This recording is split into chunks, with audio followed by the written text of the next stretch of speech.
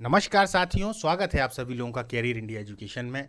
मध्य प्रदेश पटवारी भर्ती परीक्षा 2023। जी हाँ दोस्तों, एडमिट कार्ड जो है पटवारी भर्ती परीक्षा के आ चुके हैं। अभी तक जो अफवाहें फैल रही थी कि इसकी डेट बढ़ने वाली है, ऐसा कुछ भी नहीं हुआ है। और 15 मार्च से आपके जो एग्ज़ाम है वो होंगे। आप लोगों का एग्ज़ाम कौन सा किस तारीख को है, कमेंट बॉक्स में ज़रूर बताइएगा। जिन्होंने चैनल को सब्सक्राइब नहीं किया है, चैनल को सब्सक्राइब जरूर कर लें। दो फायदे मिलने वाले हैं। एक तो जो क्लासें हैं पटवारी की वो कंटिन्यू चल रही हैं। दूसरा सबसे महत्वपूर्ण फायदा ये है कि 15 मार्च से जो इसका एनालिसिस है, यानी कि 15 मार्च को जैसे ही पेपर होगा तो उसमें क्या क्या क्वेश्चन पूछे गए हैं, इसका एनालिसिस हम लोग इस पर जरूर करवाएंगे। तो चलिए दोस्तों, अपन चालू करते हैं। बिल्कुल लेट ना करते हुए अंतिम प्रहार आप स्वयं अपना मूल्यांकन करें कि कितने पानी में हैं। चलिए दोस्तों, इसको चालू करते हैं अपन। देखिए, सबसे पहला ही प्रश्न है, नियंत्रण संबंधित है। नियंत्रण संबंधित है परिणाम से, कार्य से, प्रयास से। तो ये सभी क्या आंसर होगा दोस्तों इसका? इसका जो आंसर है वो हो जाएगा ये सभी। क्लियर? एक सेकंड, हाँ बस अब ठीक है। इसका जो आंसर हो जाएगा वो हो जाएगा डी, ये सभी। इन सभी कार्यों से एक तरीके से देखा जाए तो जो नियंत्रण होता है वह संबंधित होता है। नियंत्रण की विशेषता नहीं है प्रबंधकीय कार्य, सतत प्रक्रिया, सुधारात्मक प्रक्रिया, हस्तक्षेप। तो इसका आंसर क्या हो जाएगा दोस्तों? हस्तक्षेप। अब दोस्तों आप लोगों को याद करना है, बस ये वाली बात को ध्यान में रखें कि अब जितना भी आप लोगों को मैटर मिलता जा रहा है उसको बस आप जल्दी जल्दी याद करते रहें। एक भी क्वेश्चन ऐसा नहीं हो कि जो छूट जाए। यदि ऐसे व्यक्ति मेरा जो क्लास है वो देख रहे हैं जिनका पेपर 15 तारीख को है, तो वो लोग खास तौर पर बिल्कुल ध्यान रखें। जिनका बाद में है यानी अप्रैल तक में है तो कोई समस्या नहीं है, लेकिन जिन लोगों का 15 तारीख को है, बिल्कुल एक बात दिमाग में रख लें कि जैसा सामने आ रहा है उसको वैसे ही का वैसे ही एक एक लाइन याद करते चलें। अभी अब इतना समय नहीं है आपके पास कि आप इनका पहले देखें कि इसमें क्या था, फिर इसको शुरुआत करें। शुरुआत नहीं, अब तो आपको जितना आता है दोस्तों उसी का रिवीजन करना है, ताकि जो वहाँ पर हमें आंसर लगाना है वो गलत नहीं हो जाए। क्योंकि जब आप वहाँ पे जाएंगे तो निश्चित तौर पर एक प्रेशर में बैठेंगे, है ना। एक कहीं ना कहीं दिमाग में आपके प्रेशर होगा, उस प्रेशर को बिल्कुल भी ना लें। और ये सोचें कि भाई मैंने जितना पढ़ा है पर्याप्त है और मैं इससे सिलेक्शन ले लूँगा। मानिए दोस्तों, ये छोटी सी बात जरूर है लेकिन ये बहुत काम की है। क्योंकि यदि आप लोगों ने उन क्वेश्चनों को दोस्तों गलत कर दिया जो आपको आते हैं, तो फिर आप सिलेक्शन से बिल्कुल सही बाहर हो जाएंगे, है ना। तो अब सीधा सीधा याद करते हुए चलना है। नियंत्रण आवश्यक है लघु उपक्रम के लिए, मध्यम श्रेणी के लिए, बड़े आकार वाले उपक्रम के लिए, या इन सभी के लिए। तो डी वाला जो है वो थोड़ा दिख नहीं रहा है, लेकिन वो डी का ऑप्शन जो है वो है इन सभी के लिए। ठीक है, यहां मैं लिख देता हूं इन सभी के लिए। ठीक है, या ये सभी। क्लियर? डी ऑप्शन है जो यहां दिख नहीं रहा है। चलिए आगे चलते हैं। नियंत्रण नियंत्रण का लक्ष्य नहीं है।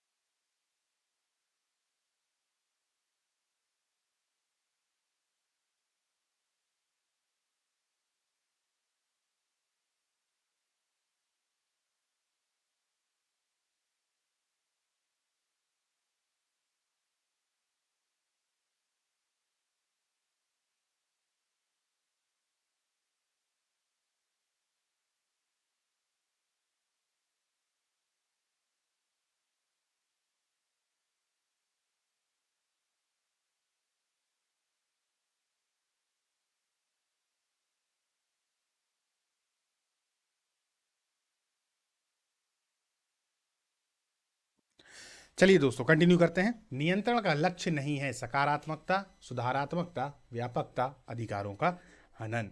तो नियंत्रण का लक्ष्य नहीं है अधिकारों का हनन। अधिकारों का हनन, ठीक। अधिकारों का हनन याद करते हुए चलिएगा दोस्तों। प्रभावी नियंत्रण है स्थिर, निर्धारित, गंत्यात्मक, या ये सभी। ये सभी ये सभी। निम्न में से क्या नियंत्रण की कमी नहीं है? ये कमी की बात कर रहा है कि इनमें से कमी क्या नहीं है। तो व्ययशील, प्रमाप निर्धारण में कठिनाई, उत्तरदायित्व निर्धारण में कठिनाई, या विचलन का ज्ञान। तो क्या हो जाएगा दोस्तों इसका आंसर? इसका आंसर हो जाएगा विचलन का ज्ञान। विचलन का ज्ञान। क्लियर? एक संगठन का नियंत्रण करना कार्य है। आगे देखना, पीछे देखना, आगे तथा साथ ही साथ पीछे देखना, उपरोक्त में से कोई नहीं। तो क्या हो जाएगा दोस्तों? पीछे देखना। एक संगठन के नियंत्रण का करने का कार्य क्या होगा? पीछे देखना। चलिए आगे चलते हैं। नियंत्रण प्रक्रिया का प्रथम चरण है बजट बनाना, प्रमाप निर्धारण, निष्पादन का मूल्यांकन, विचलनों का पता लगाना। फिर से समझिए, नियंत्रण प्रक्रिया का प्रथम चरण है बजट बनाना, प्रमाप निर्धारण, निष्पादन का मूल्यांकन, विचलनों का पता लगाना। क्या है दोस्तों? प्रमाप निर्धारण। प्रमाप निर्धारण।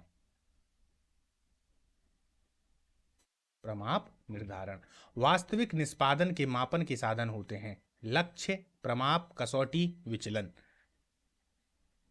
प्रमाप क्या होते हैं? प्रमाप। नियंत्रण प्रक्रिया है नकारात्मक है, सकारात्मक है, सुधारात्मक है, इनमें से कोई नहीं। तो क्या आ जाएगा दोस्तों? सुधारात्मक। नियंत्रण कौन सी प्रक्रिया होती है? सुधारात्मक। बजटीय नियंत्रण के लिए तैयारी आवश्यक है प्रशिक्षण, समय सारणी, बजट, नेटवर्क आरेख, उत्तरदायित्व। तो क्या है दोस्तों? उत्तरदायित्व। क्या है? उत्तरदायित्व। निम्न में से कौन सा नियंत्रण की तकनीक नहीं है? अपवाद के द्वारा नियंत्रण, बजट नियंत्रण, लागत नियंत्रण, दंडात्मक नियंत्रण। तो क्या आंसर हो जाएगा दोस्तों? दंडात्मक नियंत्रण। ये नियंत्रण की तकनीक नहीं है, दंडात्मक नियंत्रण। क्लियर? चलिए, निम्नलिखित में से उत्तरदायित्व लेखांकन में कौन उपयुक्त नहीं है? विनियोग केंद्र, एंड्रासेट्रिक, लाभ केंद्र, या लागत केंद्र। फिर से समझिए, निम्नलिखित में से उत्तरदायित्व, बात उत्तरदायित्व की आ रही है, लेखांकन में कौन उपयुक्त नहीं है? तो क्या आंसर हो जाएगा? एंड्रासेट्रिक। एंड्रासेट्रिक। नियंत्रण और नियोजन है स्वतंत्र कार्य, परस्पर निर्भर कार्य, ए और बी दोनों, उपरोक्त में से कोई नहीं। तो क्या हो जाएगा? परस्पर निर्भर कार्य। परस्पर निर्भर कार्य। ठीक है। नियंत्रण की सीमाएं हैं अत्यधिक व्यय, उत्तरदायित्व निर्धारण में कठिनाई, कर्मचारियों के द्वारा विरोध, उपरोक्त सभी। क्या आंसर हो जाएगा दोस्तों? उपरोक्त सभी। उपरोक्त सभी। प्रमापों के आधार पर सम्मिलित किया जाता है किस्म, मात्रा, लागत, ये सभी। प्रमापों के आधार पर सम्मिलित किया जाता है किस्म, मात्रा, लागत, ये सभी। क्या हो जाएगा दोस्तों? ये सभी। मुझे पता है कि आप लोगों को इसका आंसर अच्छे से मालूम है, अपन ने इसको 3 से 4 बार पुरानी क्लासों में पढ़ा है। जिन लोगों ने पूरी क्लासों को नहीं देखा है दोस्तों, तो यदि उनको लगता है कि इस सब्जेक्ट में, यानी कि जैसे प्रबंधन में, नियंत्रण में, निर्देशन में, अभिप्रेरण में, है ना, या संगठन में, या फिर जो भी उसके टॉपिक हैं, लेखांकन में, वित्त में कोई समस्या है, तो आप लोग प्लेलिस्ट पे जाइएगा। प्लेलिस्ट में क्लास टॉपिक वाइज बनी हुई हैं, उनको देख लीजिए। आपकी जितनी भी समस्याएं हैं वो सब समाप्त हो जाएंगी। थ्योरी की क्लास देखना है तो आप थ्योरी की क्लासें देख सकते हैं। इसके अलावा आपको 1 लाइन वाली क्लासें देखना है तो वो देख सकते हैं। और हाँ दोस्तों, वो जो 3 मैराथन क्लासें हैं उनको बिना देखे तो जाइएगा ही नहीं, उनको आप जरूर से जरूर देख लें, वहीं से आपके 20+ नंबर इसमें आ जाएंगे। नियंत्रण वह प्रक्रिया है जिसके द्वारा वास्तविक परिणामों को इच्छित परिणामों के निकट लाने के प्रयास किए जाते हैं। यह कथन किसका है? तो यह कथन किसका है दोस्तों? मैसी, कॉटलर, टेरी, काउटर। तो कॉटलर का। किसका है? कॉटलर का। ये निशान गलती से यहां पर लगा हुआ है, ये नहीं है, इसका आंसर जो है वो कॉटलर है। नियंत्रण का संबंध है परिणाम से, कार्य से, प्रयास से, ये सभी। अभी इसके पहले ये वाला प्रश्न आया था, फिर क्या हो जाएगा? ये सभी। नियंत्रण का लक्षण है सर्वव्यापी कार्य, सार्वभौमिक प्रक्रिया, नियंत्रण प्रक्रिया, ये सभी। तो क्या हो जाएगा? ये सभी। नियंत्रण की विशेषता नहीं है, पूछ रहा है, नियंत्रण की विशेषता नहीं है गतिशील प्रक्रिया, हस्तक्षेप, लक्ष्य प्रधान, प्रबंधक का कार्य। तो क्या आंसर हो जाएगा दोस्तों? इसका आंसर हो जाएगा हस्तक्षेप। हस्तक्षेप। नियंत्रण और नियोजन है आपस में संबंधित हैं, एक दूसरे के विपरीत हैं, अलग अलग होने वाले कार्य हैं, या इनमें से कोई नहीं? तो बताइए इसका आंसर क्या होगा दोस्तों? प्रश्न कह रहा है नियंत्रण और नियोजन है, उसने ऑप्शन भी दे दिया आपके लिए। आपस में संबंधित हैं भाई, है ना, अलग अलग होने वाले कार्य नहीं, आपस में संबंधित हैं। नियंत्रण करता है मार्ग पर चलने को प्रेरित, मार्ग निर्धारण का कार्य, मार्ग पर चलने को विचलित, ये सभी। क्या हो जाएगा दोस्तों? मार्ग पर चलने को प्रेरित, मार्ग पर चलने को प्रेरित। नियंत्रण प्रक्रिया एक प्रबंधक के लिए है अनिवार्य, स्वैच्छिक, स्वामी के आदेशानुसार, प्रतिबंधित। तो क्या है दोस्तों? एक तरीके से देखा जाए तो अनिवार्य। क्या है? अनिवार्य। नियंत्रण का आधार है नेतृत्व, संचार, नियोजन, संगठन। क्या है बताइए? नियोजन। नियंत्रण का आधार क्या है? नियोजन। ऊपर बताया ना, नियंत्रण और नियोजन आपस में संबंधित हैं। नियंत्रण किस स्तर पर किया जाने वाला कार्य है? उच्च स्तर, मध्य स्तर, निम्न स्तर, सभी स्तर। बताइए क्या आंसर हो जाएगा इसका? सभी स्तर। सभी स्तरों पर तो होगा। नियंत्रण प्रक्रिया है कभी कभी की जाने वाली प्रक्रिया, सतत प्रक्रिया, स्वामी के आदेश पर की जाने वाली प्रक्रिया, लक्ष्य हासिल न होने पर की जाने वाली प्रक्रिया। तो क्या है दोस्तों? सतत प्रक्रिया। सतत प्रक्रिया। क्लियर? नियंत्रण होता है नकारात्मक, सकारात्मक, उपरोक्त दोनों, इनमें से कोई नहीं। क्या आंसर आ जाएगा इसका? बताइए। दोनों। नकारात्मक भी हो जाता है और सकारात्मक भी हो जाता है। क्लियर? नियंत्रण का उद्देश्य है यह आश्वस्त होना कि कार्य नियोजन के अनुसार हो रहा हो, कार्यों का समन्वय करना, अनुशासन और मनोबल बनाए रखना, उपर्युक्त सभी। क्या हो जाएगा दोस्तों? उपर्युक्त सभी। नियंत्रण का महत्व है लघु संस्थाओं के लिए, मध्यम श्रेणी की संस्थाओं के लिए, बड़े आकार की संस्थाओं के लिए, या उपर्युक्त सभी। तो क्या हो जाएगा दोस्तों इसका? उपर्युक्त सभी। नियंत्रण का लक्ष्य नहीं है, अब पूछ रहा है नहीं है, सकारात्मकता, व्यापकता, अधिकारों का होना, सुधारात्मकता। थोड़ा सा प्रश्न आपको विचलित कर सकता है, एक बार और गौर से प्रश्न को देखिए। ये याद रखिएगा दोस्तों, जैसे ही आप लोग परीक्षा हॉल में पहुंचे अपने दिमाग को एकदम स्थिर कर लेना। देखिए, हम ये सोचते हैं कि अगर सिलेक्शन नहीं हुआ तो या भाई ये बताओ अभी आपका सिलेक्शन है क्या? अभी भी तो आप जी रहे हो अच्छे से, कोई दिक्कत नहीं है। और नहीं हुआ तो भी कोई समस्या नहीं है, हो गया तो प्रभु कृपा है, आपने तो अपनी तरीके से पूरी मेहनत की ना। अब आप वहां बैठेंगे ये सोच के कि नहीं हुआ तो क्या करेंगे, तो ये जो शब्द है ना, नहीं हुआ, ये आपके प्रश्न जो है ना उनको गलत करवा देगा। मेरा फोकस इस पे ज़्यादा होता है दोस्तों, है ना। मेरा फोकस इस पे हमेशा ज़्यादा होता है कि क्या नहीं करना चाहिए, क्या करना चाहिए ये तो सब बता देते हैं, पर क्या नहीं करना चाहिए, वो क्या नहीं करने में यही है कि आप बिल्कुल पॉजिटिव होकर जाएं, बिल्कुल पॉजिटिव होकर। जैसा अभी आप बैठकर मेरी बातों को सुन रहे हैं, जिस प्रकार से अभी क्वेश्चन आंसर लगा रहे हैं, यदि यही माइंड आपका उस समय पर वहाँ रहा तो निश्चित तौर पर बहुत अच्छे नंबर गेन करेंगे आप, बहुत अच्छे नंबर प्राप्त कर सकते हैं। ठीक है? नियंत्रण का लक्ष्य नहीं है सकारात्मकता, व्यापकता, अधिकारों का होना, सुधारात्मकता। तो वो नियंत्रण का पूछ रहा है कि इनमें से लक्ष्य नहीं है। क्या आंसर हो जाएगा दोस्तों? अधिकारों का होना। क्लियर? सी वाला है अधिकारों का होना। नियंत्रण प्रक्रिया का प्रथम चरण है मानकों का निर्धारण, कार्य निष्पादन का मापन, कार्य निष्पादन की प्रमापों से तुलना, सुधारात्मक उपाय। तो क्या है दोस्तों? बताइए इसका आंसर। मानकों का निर्धारण। मानकों का निर्धारण। नियंत्रण हेतु मानक प्रमाप होने चाहिए, स्पष्ट, प्रमाणन योग्य, मापन योग्य, या उपर्युक्त सभी। तो क्या आंसर हो जाएगा? उपर्युक्त सभी। कुछ क्वेश्चन तो दोस्तों अगर आप लोग देखेंगे तो अपने व्यवहार से भी लगा सकते हैं। नियंत्रण हेतु मानक प्रमाप होना चाहिए, यदि ये आपको याद भी नहीं है तो आप समझेंगे कि बात नियंत्रण की चल रही है, और उसके लिए मानक प्रमाप स्पष्ट होने चाहिए, मापन योग्य होने चाहिए, प्रमाणन योग्य होने चाहिए, तो आप लगा देंगे कि यार उपर्युक्त सभी है। नियंत्रण प्रक्रिया है नकारात्मक प्रक्रिया, सकारात्मक प्रक्रिया, सुधारात्मक प्रक्रिया, इनमें से कोई नहीं। तो क्या हो जाएगा दोस्तों? सुधारात्मक प्रक्रिया। अब भी आया था ये वाला प्रश्न, फिर से आ गया, कोई दिक्कत नहीं। प्रमाप निर्धारित करते समय किस बात का ध्यान रखा जाना चाहिए? उद्देश्य एवं नीतियों के अनुरूप, तथ्यों पर आधारित, सुनिश्चित एवं ठोस, उपर्युक्त सभी। तो क्या हो जाएगा दोस्तों? उपर्युक्त सभी। वास्तविक कार्य निष्पादन की तुलना किससे की जाती है? प्रमापों से, कमियों से, त्रुटियों से, लाभों से। बताइए दोस्तों। प्रमापों से। कुछ क्वेश्चन बार बार आ रहे हैं दोस्तों, लेकिन ये आपको याद भी होते जा रहे हैं, याद रखिएगा, है ना। प्रैक्टिस यही तो है, बार बार अभ्यास यही तो है।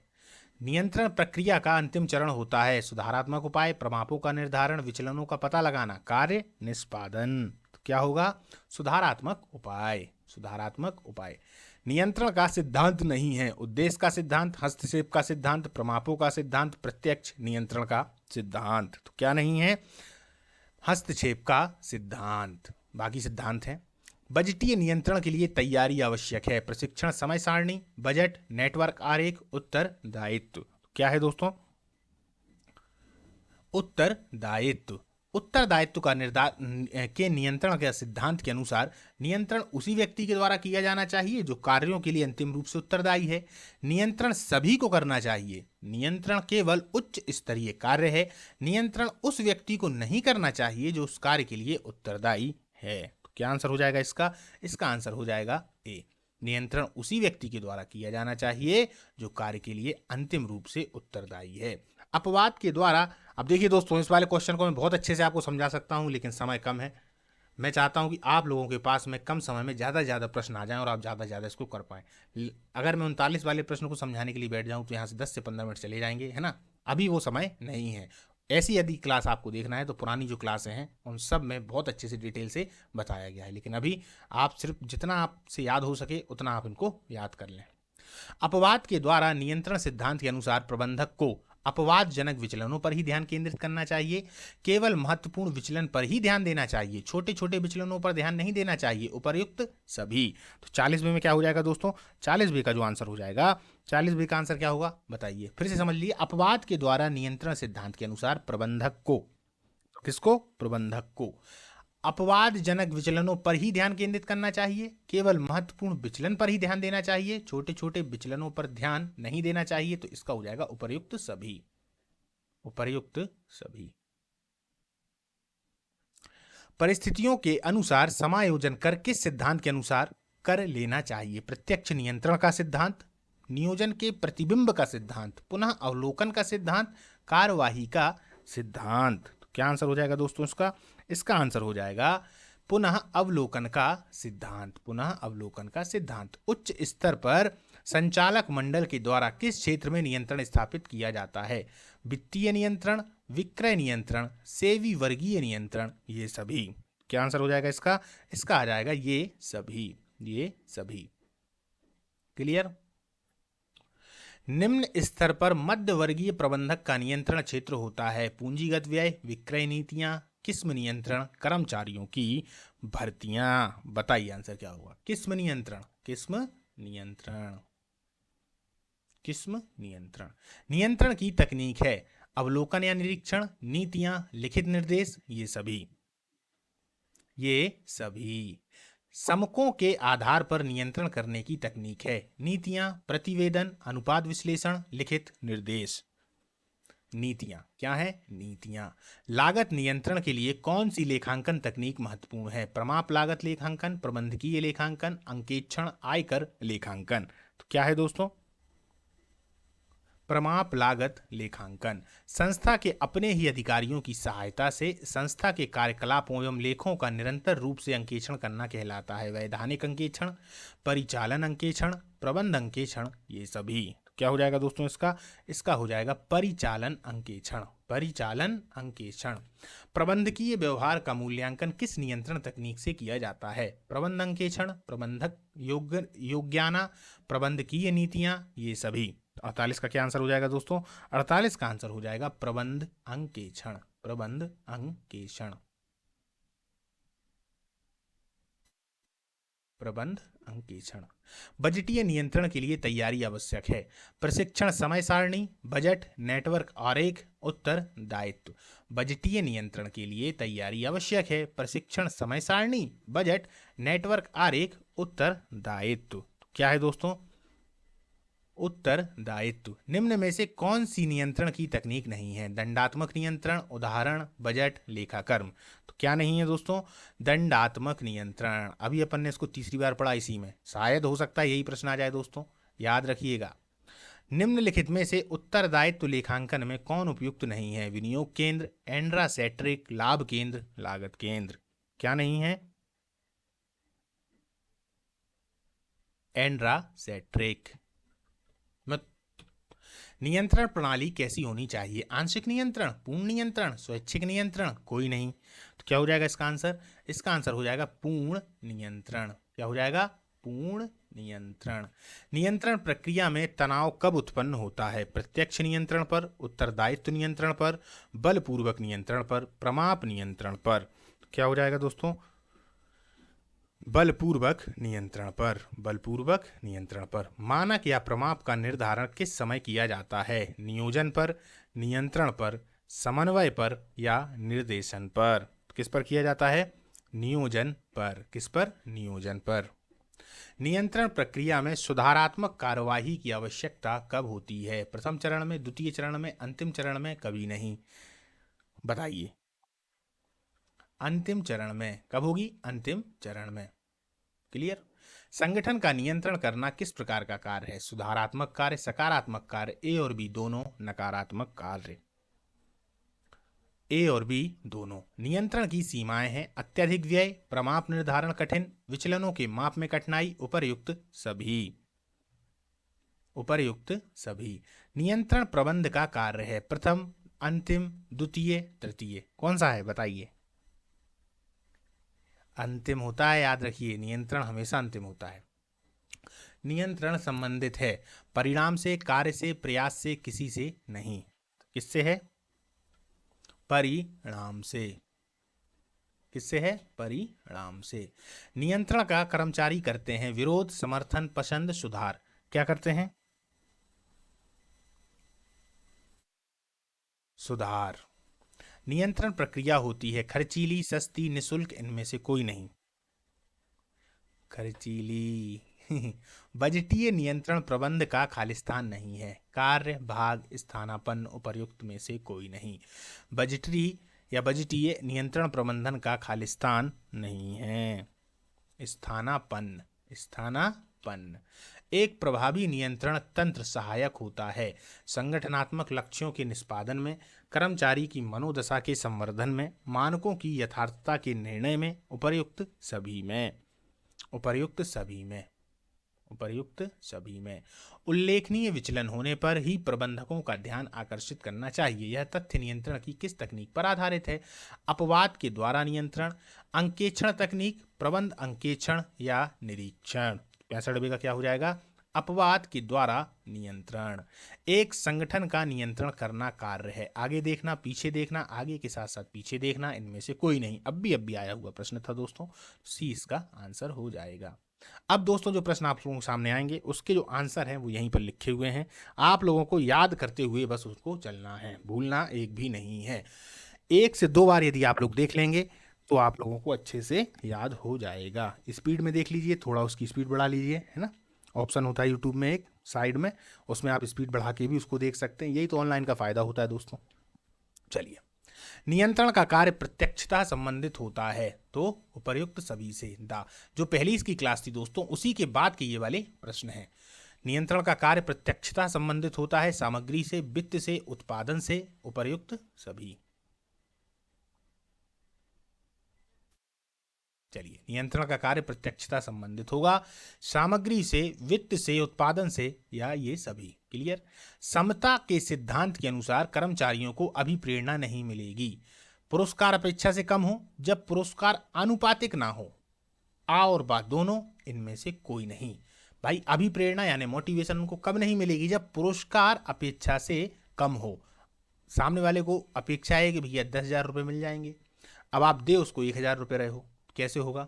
चलिए, औपचारिक समूह के माध्यम से तथा उसके द्वारा कार्य संपादित करने की कला ही प्रबंध है, यह परिभाषा दी पीटर डकर ने, हेनरी फेयोल ने, हेरोल्ड कूर्ज ने, F.W. टेलर ने।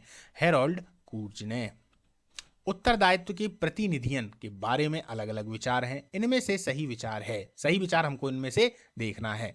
पहला है इसका प्रतिनिधायन किया जा सकता है, इसका प्रतिनिधियन नहीं किया जा सकता, इसका केवल आंशिक प्रतिनिधियन संभव है, आंशिक प्रतिनिधियन संभव नहीं है। देखिए चारों बातें लगभग में हमको एक जैसी समझ में आ रही हैं पर चारों अलग हैं, तो इसका जो आंसर है वो है बा। हालांकि इसमें लिखा हुआ है प्रतिनिधियन ही नहीं किया जा सकता। क्लियर?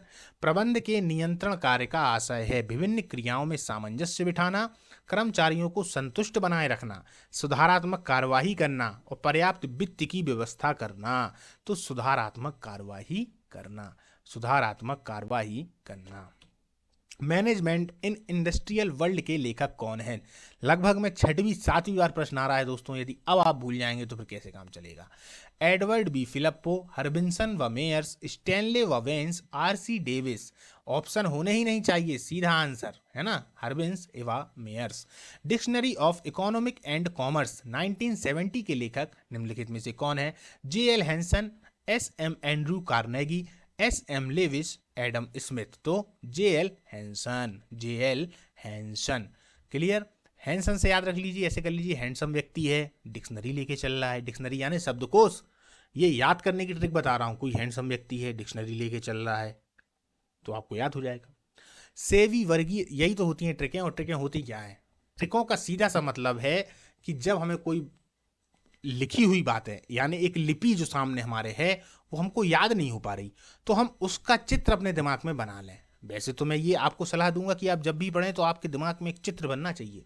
यदि चित्र नहीं बन रहा है, फिल्म नहीं बन रही है, तो फिर आप उसको नहीं पढ़ पा रहे हैं। आप पढ़ तो रहे हैं, बस पढ़ रहे हैं, वो आपके अंदर नहीं जा रहा। लेकिन यदि फिल्म बनने लगी तो फिर अपने आप वो आपके अंदर चला जाता है। सेवी वर्गीय दर्शन की अवधारणा, इस पर कभी बाद में चर्चा करेंगे दोस्तों, अभी समय नहीं है। सेवी वर्गीय दर्शन की अवधारणा है कल्याण अवधारणा, श्रम के प्रति वस्तु तुल्य अवधारणा, व्यवहारवादी प्रशासन अवधारणा। तो 1 2 3 ये तीनों ही हैं, 1 2 3 ये जो है वो तीनों ही इसका आंसर है। किसी व्यक्ति को अपने कार्य पर रहते हुए उसकी सापेक्षिक सेवाओं का जो कंपनी को मिलती है मूल्यांकन ही कर्मचारी मूल्यांकन है। परिभाषा किसने दी है? Edwin B Flippo, Stock, Alfred व बेट्टी, पी क्लादियर। तो किसने दी है? एल्फ्रेड व बेट्टी। किसने दी है? एल्फ्रेड व बेट्टी। व्यक्ति से व्यक्ति का मूल्यांकन करने की प्रणाली सर्वप्रथम लागू की थी वॉल्टर डी स्टॉक ने, डेल योडोर ने, आर.सी. डेविस ने, एडविन बी फिलिप्पो ने। तो किसने दी थी? वॉल्टर डी स्टॉक ने। व्यक्ति से व्यक्ति का मूल्यांकन कराने की प्रणाली वॉल्टर डी स्टॉक ने। निष्पादन मूल्यांकन करता हो सकता है स्वयं कर्मचारी, विभागाध्यक्ष, प्रबंधक, सभी। तो ये सभी हो सकता है। कौन निष्पादन मूल्यांकन करता? विभागाध्यक्ष भी हो सकता है भाई, प्रबंधक भी हो सकता है, कर्मचारी भी है।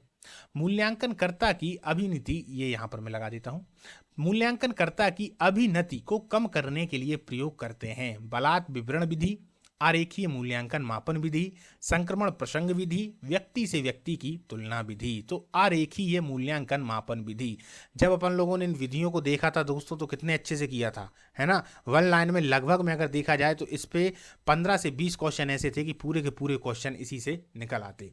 समयानुसार मजदूरी प्रणाली में मजदूरों की राशि की गणना करना सरल होता है, श्रम की मांग का अनुमान लगाना सरल होता है, श्रमिकों में प्रतिस्पर्धा की भावना समाप्त होती है, उपर्युक्त सभी। तो क्या हो जाएगा? मजदूरी की राशि की गणना करना सरल होता है। कार्यानुसार मजदूरी प्रणाली का प्रयोग करने से प्रति इकाई श्रम लागत बढ़ जाती है, प्रति इकाई श्रम लागत निश्चित रहती है, प्रति इकाई श्रम लागत परिवर्तित होती है, प्रति इकाई श्रम लागत घट जाती है। तो प्रति इकाई श्रम लागत निश्चित रहती है। The social psychology of industry के लेखक निम्न में से कौन है? J A C. Brown, Edward Lyre, Adam Smith, Gustav Cassel. तो कौन है दोस्तों? जे.ए.सी. ब्राउन। प्रबंध में नियंत्रण की भूमिका अनिवार्य होती है जब उपक्रम का आकार बढ़ता जाता है, कर्मचारियों की संख्या में वृद्धि होती जाती है, कार्य पद्धतियां जटिल होती जाती हैं, उपर्युक्त में से कोई नहीं। तो उपर्युक्त में से कोई नहीं। ऑलिवर शेल्डन ने पहली बार मानवीय संबंधों एवं व्यवहार की बात कही। कब कही थी उन्होंने? 1920-21 में, 24-25 में, 30-31 में, या इनमें से कोई नहीं। तो 1924-25 में, 1924-25 में। 1 लाइन वालों में ये क्वेश्चन दोस्तों आ चुका है, याद करिए। टेलर की विभेदात्मक कार्यानुसार दर योजना के संबंध में सत्य है। उच्च दर से निम्न दर की आदि होती है, उच्च दर निम्न दर की 1.5 गुनी होती है। याद करिए, 1.5 गुनी होती है। उच्च दर निम्न दर की 4 गुनी होती है, गलत है। उपर्युक्त सभी स्थिति। तो उच्च दर निम्न दर की 1.5 गुनी होती है। The custom appraisal of job performance नामक पुस्तक के लेखक कौन थे? D मैकग्रीगोर, Richard A एनिन। एनिन से अपन लोगों ने उस दिन जो ट्रिक बनाई थी वो एनिन सी थी कि परफॉर्मेंस और एनिन याद आ रहा होगा, है ना। तो इसका जो आंसर है वो क्या होगा? Richard A Enin. बाकी उन्होंने क्या क्या दिए हैं? D McGregor, Richard Enin, Dale Yoder, Louis Allen. तो इसका आंसर क्या हो जाएगा? Richard A Enin. रेखीय योजना से अंकन करते समय सर्वाधिक लापरवाह अयोग्य व्यक्ति को दिए गए अंक होंगे। अपन ने विनोद को अंक दिए थे पुरानी क्लासों में, है ना। मैं इसीलिए बताता जा रहा हूं दोस्तों कि यदि आप लोग थोड़ा सा भी भूल गए हो तो फिर से आपको याद आ जाए। विनोद को अपन ने अंक दिए थे चलिए, तो क्या हो जाएगा आ। Man power management and employment relations, अब आपको रिलेशंस याद होना चाहिए, जो ट्रिक बताई थी मैंने। रिलेशंस नामक पुस्तक के लेखक हैं बैन है हम बेल डेल योडोर, योडोर व हैनमैन डी सिल्वा। कौन है? डेल योडोर। ऑर्डर से यहाँ पर याद किया गया था, ऑर्डर और रिलेशन को अपन ने जोड़ा था आपस में, याद करिए, है ना। चलिए, भारत में मजदूरी को किस अधिनियम के अंतर्गत परिभाषित किया गया है? ये तो बिल्कुल सरल है दोस्तों, इसको बिल्कुल भी मत भूलिएगा। 1948, 1948, 1936। अब इनके आगे देखें, न्यूनतम मजदूरी अधिनियम 1948, कर्मचारी राज्य बीमा अधिनियम 1948 और मजदूरी भुगतान अधिनियम 1936। बिल्कुल अच्छे से याद कर लें, इसका आंसर हो जाएगा उपर्युक्त सभी। न्यूनतम मजदूरी अधिनियम कब पारित किया गया? अभी देखा ना, 1947। अब आप कहेंगे कि यार यहाँ तो 48 लिखा हुआ है ना। दरअसल 47 में पारित किया गया, और जो पारित हो जाने के बाद जो मतलब पेश किया गया, और उसके बाद फिर वो अधिनियम बना, तो कब बना? तो 48 में बन गया। क्लियर? तो यहाँ शब्द क्या पूछ रहा है? पारित किया गया। तो ये भी याद रखें, पारित 47, अधिनियम कब बन गया? 48। क्लियर? चलिए, reading in experiment industrial psychology नामक पुस्तक के लेखक हैं। Reading, reading, M Bloom, Gaston Cuswell, Colonel Lildock, Urwick, LH Haney. तो कौन है? M Bloom. मजदूरी भुगतान की प्राचीनतम पद्धति क्या है? प्रेरणात्मक मजदूरी प्रणाली, कार्यानुसार मजदूर प्रणाली, समयानुसार मजदूर प्रणाली, ऋण या शेष मजदूरी प्रणाली। तो क्या है? समयानुसार मजदूर प्रणाली, समयानुसार मजदूर प्रणाली। याद हो रहे हैं दोस्तों कि नहीं हो रहे हैं? बताइएगा कमेंट में। निम्नलिखित कथन किसके द्वारा कहा गया है? विचारधारा का मस्तिष्क जटिल व प्रत्यक्ष दर्पण है। यह एक ऐसा प्रयोग है जिससे मानसिक विचार शब्दों के रूप में ढलकर सम्मुख आते हैं। Spriegel, Krautner, George Houstown, Lyndon, Urbick. तो कौन है? George Houstown, George Houstown. Clear? वह कौन सी नेतृत्व शैली है जिसमें श्रम एवं प्रबंध के मध्य मधुर संबंध बने रहते हैं तथा अनुयायी संतुष्ट रहते हैं, अनुयायी संतुष्ट रहते हैं? जनतंत्रीय शैली। कौन सी? जनतंत्रीय शैली। निम्नलिखित में से प्रिंसिपल्स ऑफ पर्सोनेल मैनेजमेंट के लेखक हैं? Dale Yoder, Henri Fayol, Edward B Flippo, G Spate Thomas. Flippo को बिल्कुल मत भूलना दोस्तों, फिलिप्पो, प्रिंसिपल फिलिप्पो। आ गया याद? जिन जिन को याद आ रहा हो तो कमेंट में लिखिएगा जरूर, ठीक है। और ट्रिक आप लोग अपने मन से बताइएगा। प्रिंसिपल थे फिलिप्पो जी, प्रिंसिपल कहीं के, याद आया? चलिए, उपलब्धि विचारधारा किस सिद्धांत पर आधारित है? लिंकर्ट की कर्मचारी केंद्रित पर्यवेक्षण विचारधारा, मैकग्रेगर का XY सिद्धांत, टेलर के पुरस्कार सिद्धांत, हेनरी मूरे के अभिव्यक्त आवश्यक सिद्धांत। तो हेनरी मूरे के अभिव्यक्त आवश्यक सिद्धांत। क्लियर? अभिप्रेरणा की समता विचारधारा के अनुसार संगठन में काम करने वाले लोग सिर्फ अपनी आवश्यकताओं की संतुष्टि पर ही विचार नहीं करते, वे चाहते हैं कि उनका नियोक्ता उन्हें पक्षपात रहित प्रतिफल दे दे, समानता दे दे, न्याय संगत व निष्पक्ष व्यवहार दे, उपर्युक्त सभी। तो वो क्या चाहेंगे? तीनों चीजें तो चाहेंगे यार, इसके अलावा कुछ और चीजें होती तो वो भी चाह लेते। तो इसका आंसर क्या हो जाएगा? उपर्युक्त सभी। पर चाहते कैसा? जो उनके प्रति सकारात्मक हो।